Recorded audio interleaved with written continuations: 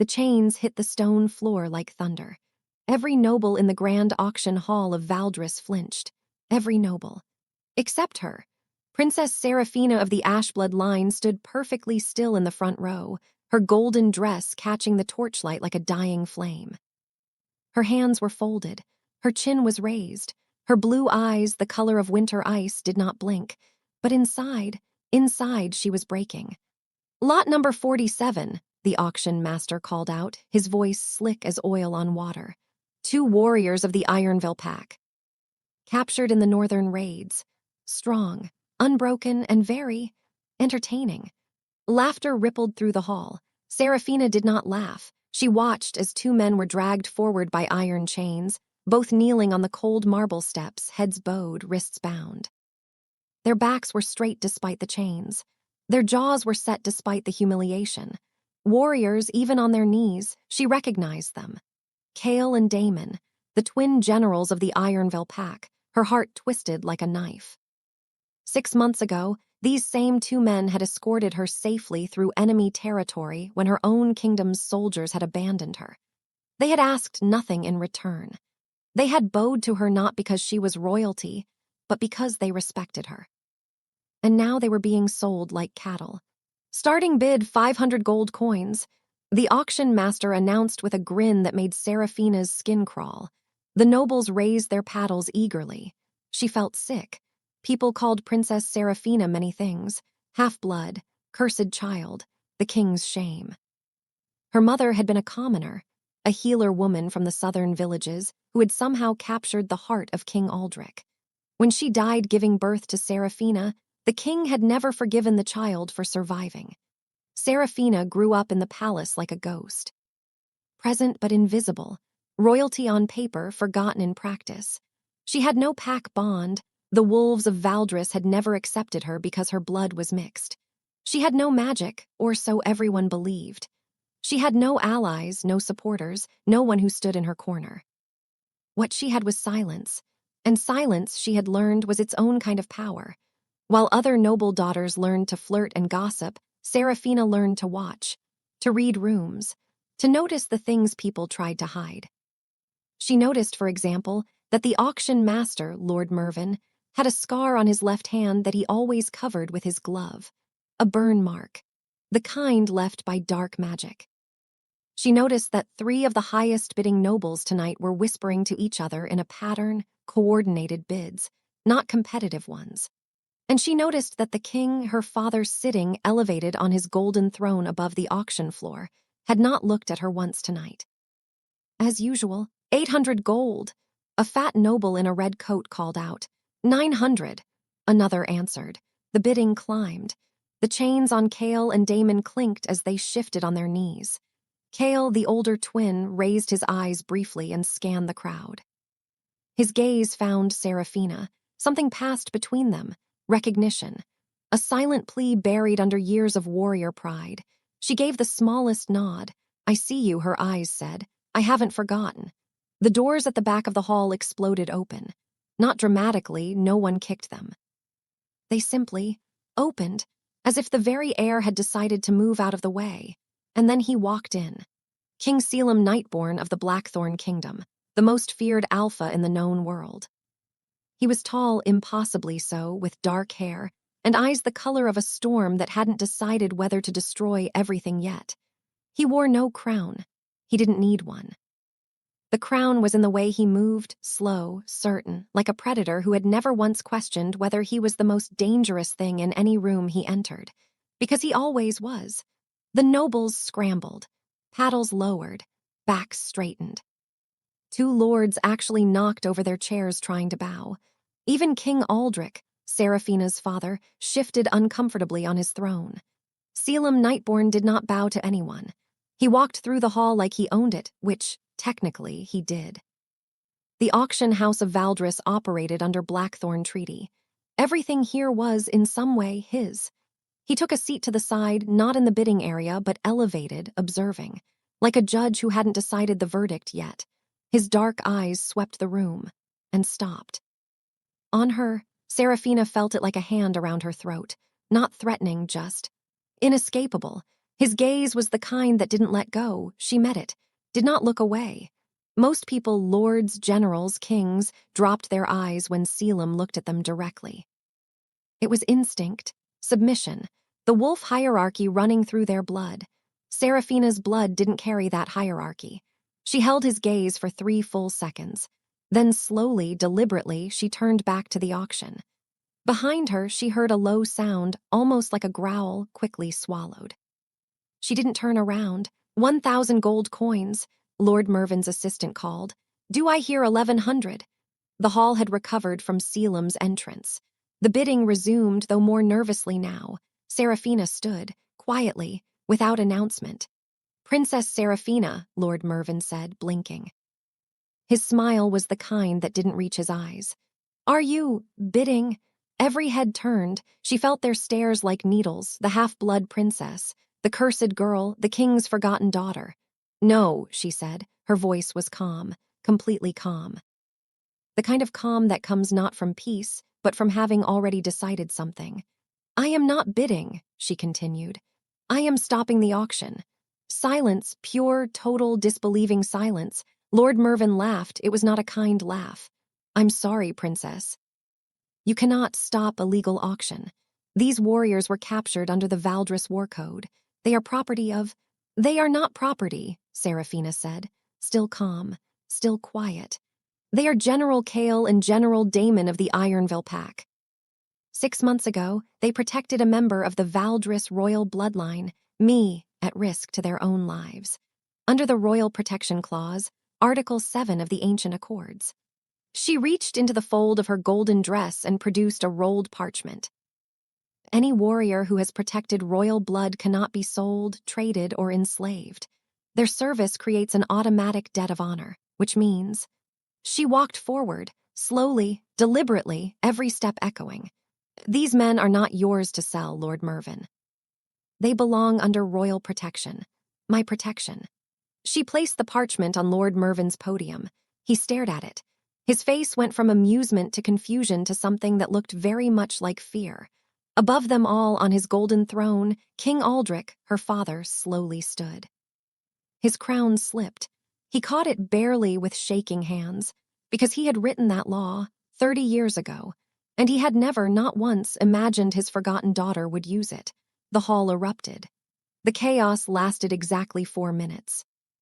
Then a single voice cut through it like a blade. Enough! Selim Nightborn had not raised his voice. He never needed to. The word simply landed, heavy, final, inarguable. Everything stopped. He descended from his elevated position slowly, hands clasped behind his back, and walked toward the podium. He picked up Serafina's parchment, read it, set it back down, then he looked at her. Up close, he was even more overwhelming. There was a scar along his jaw, thin, old, silver against his skin. His eyes, she realized, weren't simply stormy gray. There were flecks of amber in them, like lightning trapped in stone. The clause is valid, he said simply. To the room, but his eyes stayed on her.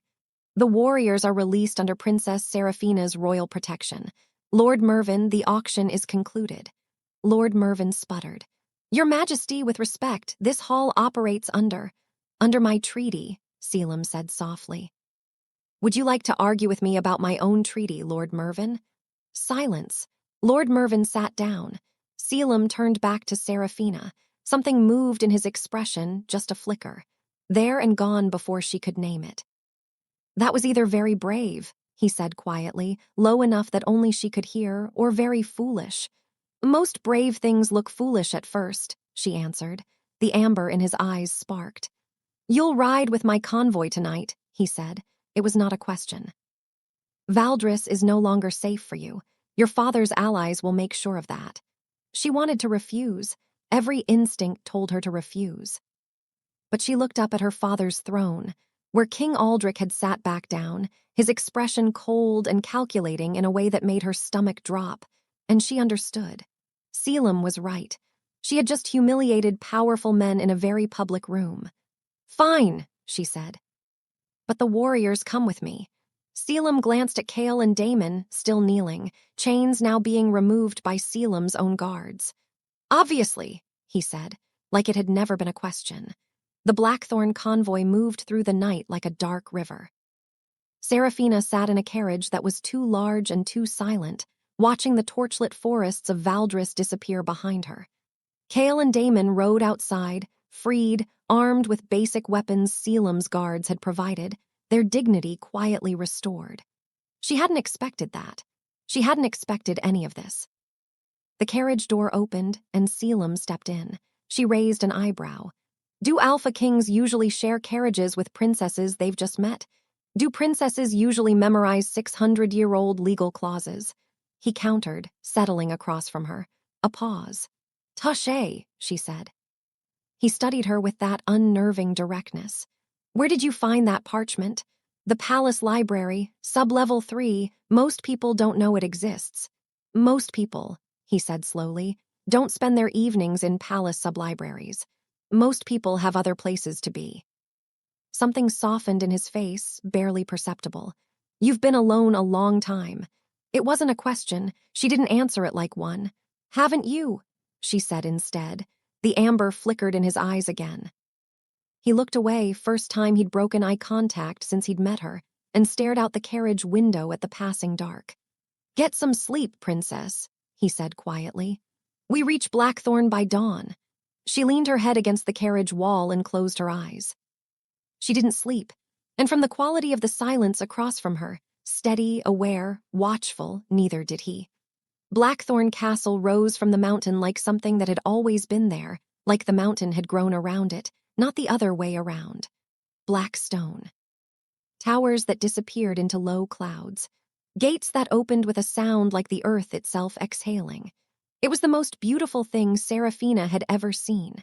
Her room was larger than her entire wing in Valdris Palace.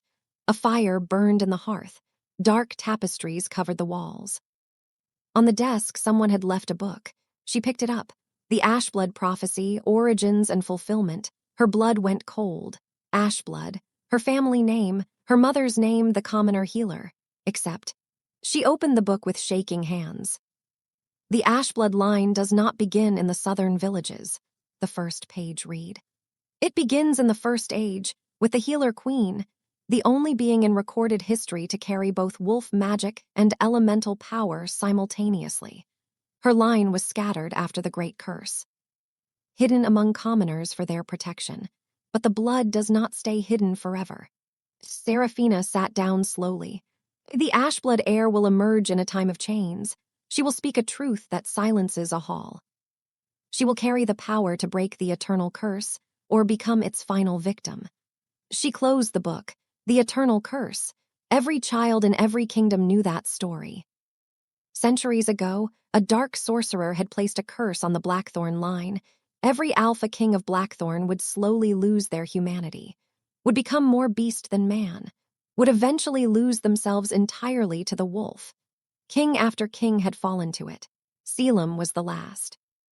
And the curse was almost complete. A knock at the door. She opened it. Selim stood there, and for the first time she saw it. The shadows under his eyes, the tension in his jaw that never fully released. The way his hands, large, steady, commanding, had the faintest tremor. He was fighting it, every single day. You left this in the carriage, he said, holding out her empty parchment satchel. She took it. Their fingers brushed, and something happened. A warmth, sudden, electric, golden, shot up her arm and spread through her chest. She gasped. He pulled back like he'd been burned. They stared at each other. What was that? He said. His voice was rough. I don't know, she whispered. But somewhere deep inside her, in a place she had never been able to access before, something stirred. Something ancient. Something waking up. 3 days passed in Blackthorn Castle. 3 days of long corridors and careful silences, and meals where Selim sat at the head of a long table and Serafina sat 3 seats down, and they did not look at each other directly, but were completely, constantly, overwhelmingly aware of each other.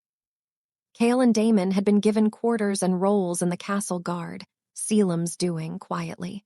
She hadn't asked him to. He hadn't told her he had. She simply noticed and felt something warm and complicated bloom in her chest. On the 3rd night, she found the castle's training ground. She didn't intend to train. She just couldn't sleep. She walked into the open courtyard under a sky full of cold stars and breathed. "You hold your breath when you're thinking," a voice said from the shadows. Selim stepped into the moonlight. He was in simple clothes, dark shirt, no armor, no crown. He looked younger, and somehow more dangerous. "Old habit," she said. "You think very loudly for someone so quiet," he said, moving to stand beside her. Not too close, just close enough. They stood in silence for a moment. "Tell me about the curse," she said. He went very still. "How do you—" "I found the Ashblood book. I know what it says. I know what you are." She turned to look at him. "Tell me what it feels like." A long pause. A muscle in his jaw worked. "Like standing on ice," he said finally, quietly. "Every day the ice gets thinner. Every day I can hear it cracking, and there is nothing." He stopped. "There is nothing I can do to stop it." She reached out. She didn't know why. It wasn't calculated, wasn't strategic. Her hand simply moved, and she placed it flat against his chest, over his heart. That warmth again, but stronger now, much stronger. It rolled through her like a wave, golden and ancient and enormous, and the courtyard around them suddenly shimmered with pale light. Selim's eyes went wide. The light was coming from her hands, from her skin, rising off her like dawn breaking through storm clouds. Her hair lifted in a wind that didn't exist. "Seraphina," he breathed. "I don't," she started. "Don't stop," he said, his voice cracked. "Whatever you're doing, don't stop. I can feel it. The ice, it's—" He reached up and covered her hand with his. Held it against his heart. The light blazed.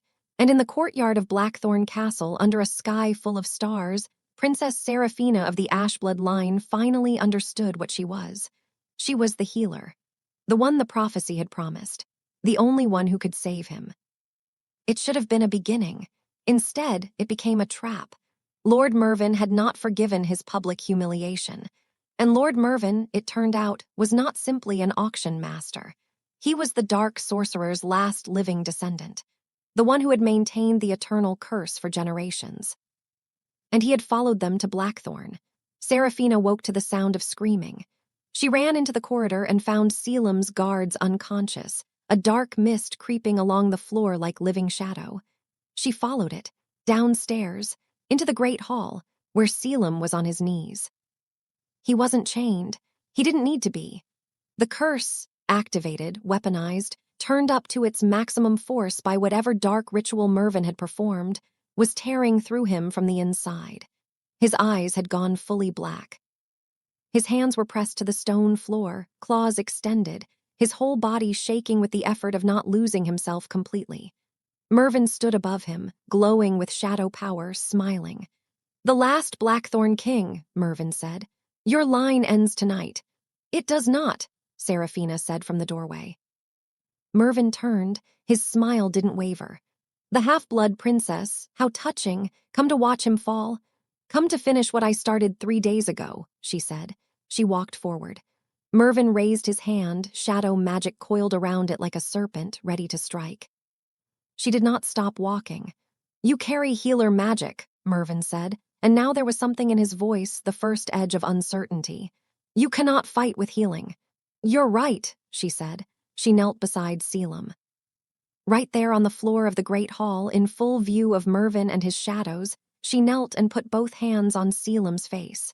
He looked up at her with black eyes. "Sera," his voice was barely human. "Run." "No," she said simply. And she poured everything she had into him. Not a gentle warmth this time. A flood. A torrent. Every bit of Ashblood power that had been sleeping inside her for 20 years, waking all at once, blazing through her hands into him like the sun itself had decided to live in her bones. Mervyn screamed, because healer magic and curse magic are opposites. And when opposites meet at full force, the curse shattered. Like glass, like ice, like a chain that had finally been struck by the right key. It didn't fade, it exploded outward, a shockwave of released dark energy that threw Mervyn across the hall and into the stone wall with a crack that echoed through the entire castle. He did not get back up. The silence afterward was profound. Selim's eyes slowly bled back to their natural color, stormy gray with amber sparks. He looked at his hands, at the stone floor, at the absence of shadows. Then he looked at her. She was exhausted. She could barely hold herself upright. The power surge had taken everything. She was running on pure stubbornness now, which fortunately she had always had in abundance. "It's gone," he said, quietly, like he didn't quite believe it. "The ice, it's gone. I can't feel it anymore." "Good," she said. Her voice came out smaller than she intended. He caught her before she hit the floor. Strong arms, warm, real. His hand cradled the back of her head like she was something precious, like she was something he had been looking for and had given up hope of finding. "I have you," he said, low, certain. She let herself be held. For the first time in 20 years, no palace that ignored her, no father who resented her, no court that dismissed her. She let herself simply be held by someone who chose to hold her. She closed her eyes. "You knew," she said quietly. "About the prophecy, you knew when you saw me at the auction." A pause. "I suspected," he admitted. "The way you stood, the way you didn't flinch when I looked at you, most people—" "Run," she finished. "Yes." His voice was warm with something she had never heard in it before. "You didn't run." "I never run," she said. "No," he agreed. "You don't." She pulled back enough to look at him. The amber in his eyes was brighter now, freed, like the rest of him, from the weight of the curse. He looked younger, and older, and entirely, completely himself. "What happens now?" she asked. He looked at her for a long moment.